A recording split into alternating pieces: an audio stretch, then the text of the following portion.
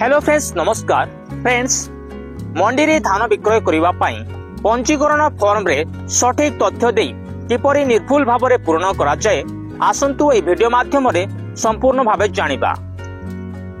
प्रथमे देखंतु एठारे रहिछि चाषींकर विवरणी।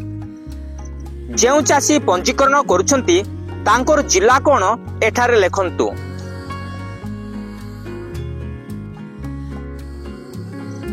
पंजीकरण करुथिबा चाषीर तहसील कोन एठारे लेखंतु।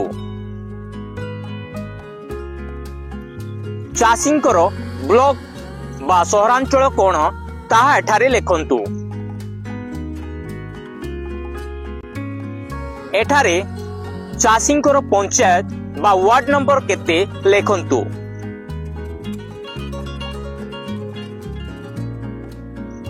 चाषींकर ग्राम बा प्लॉट नंबर कोन ताहा एठारे लेखंतु।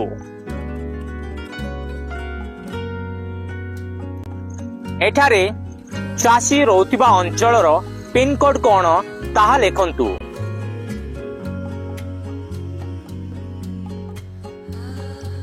एठारे जेउ चाषी पंजीकरण करूछंती तांकर नाम लेखंतु।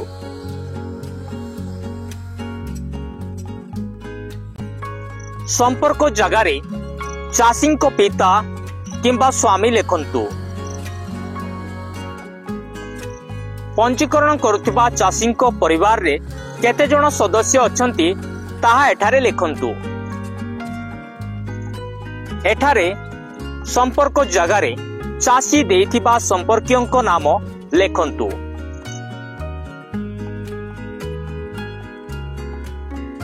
एठारे चाषींकर एक वैलिड मोबाइल नंबर दे दियंतु।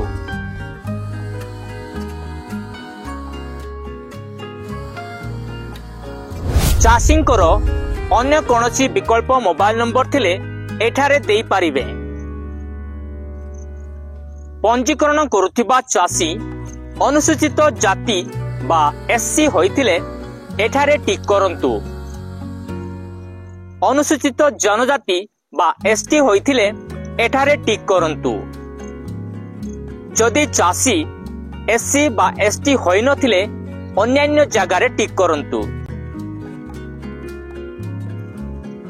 साधारणतः राज्य सरकार तरफरु मंडी रे धान विक्रय करिबा पई नवेम्बर रु मार्च मास पर्यंत चली थाए। एही समय मध्यरु चाषी मंडी को जेउ मासरे धान देबा पई चाहुची सेई मासर नाम एठारे लेखंतु। सेई मासर केउ पक्षरे चाषी मंडी को धान देबा पई चाहुची सेई पक्ष को टिक करंतु। बैंक शाखा जमा खाता नंबर आईएफएससी कोड ए सब को चाषी को पूरण करिबा को पड़िबो नाही, कारण राज्य सरकार को नियम अनुसार मंडी रे धान विक्रय कले धान बिक्रीर प्राप्य को डीबीटी माध्यम रे प्रदान करा जिवो। अर्थात चाषीर जेउ बैंक खाता ई-केवाईसी सहित डीबीटी लिंक थिबो से अकाउंट को टंका ट्रांसफर करा जिवो। केएमएस वर्ष जगारे 2025 रु 2026 लिखि दियंतु। चाषी खरीफ ऋतु रे धान विक्रय करुथिले एठारे टिक करंतु। रबी ऋतु रे धान विक्रय करुथिले एठारे क्लिक करंतु। पंजीकरण करुथिबा चाषीर आधार नंबर कोन ताहा एठारे लेखंतु।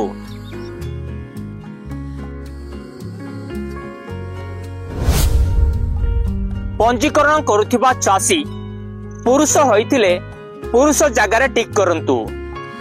जदि महिला होइथिले महिला जगारे टिक करंतु। तृतीय लिंग होइथिले तृतीय लिंग जगारे टिक करंतु। चाषी क्यों धान विक्रय केंद्र को धान आनिबो सेही धान विक्रय केंद्र नाम को एठारे लेखंतु।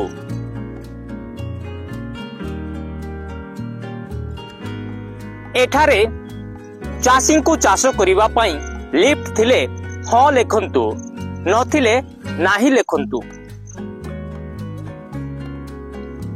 सेही भली चाषीर बोरवेल थिले हाँ लेखंतु, नचेत एठारे नाही लेखंतु।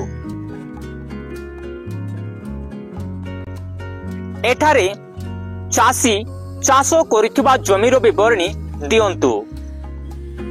चाष करुथिबा जमी केउ तहसील अधीन को जाउची सेही तहसील रो नाम को एठारे लेखंतु।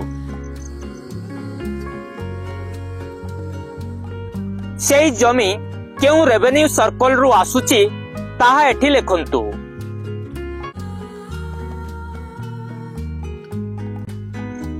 सेही जमी केउ मौजारे अछि एठारे मौजार नाम दियंतु।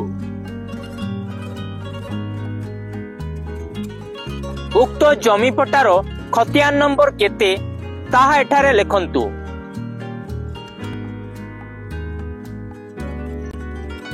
दिया जाइथिबा जमी पट्टारे केउ केउ प्लॉट अछि से सब को एठारे लेखंतु।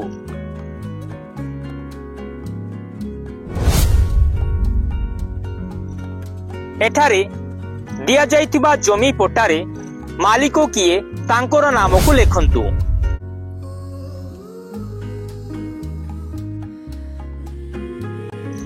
पंजीकरण करुथिबा चाषी जमी मालिकंक सह संपर्क कोण ताहा एठारे लेखंतु। जेउ चाषी निजस्व जमीरे बा निज संपर्कियंक जमीरे चाष करी पंजीकरण करुथिले एठारे किछि तथ्य देबाकू पड़िबो नाही। एही जागारे सेही चाषी मानकू तथ्य देबाकू पड़िबो जेउ माने भागो चाषी होइथिबे, अर्थात अन्यर जमीरे चाष करी चाषी पंजीकरण करुथिबे।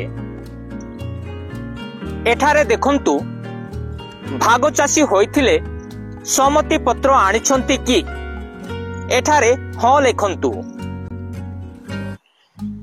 एठारे भाग चाष देइथिबा मालिकंकर नाम लेखंतु। उक्त मालिकंकर आधार नंबर कोन ताहा एठारे लेखंतु। एठारे मालिकंकर मोबाइल नंबर दे दियंतु। वर्तमान देखंतु एठारे दिया जाइथिबा प्लॉट रो परिमाण केते ताहा एठारे लेखंतु। एही प्लॉट रो केते परिमाण जगारे चाषी चाष करिसंती ताहा एठारे लिखंतु। दिया जाइथिबा जमी पट्टार एही प्लॉट केउ किसम अटे ताहा एठारे लिखंतु।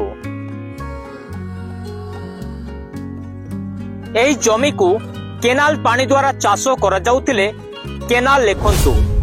लिफ्ट द्वारा चाष करा जाउथिले एठारे लिफ्ट लिखंतु। बोरवेल द्वारा चाष करा जाउथिले एठारे बोरवेल लिखंतु।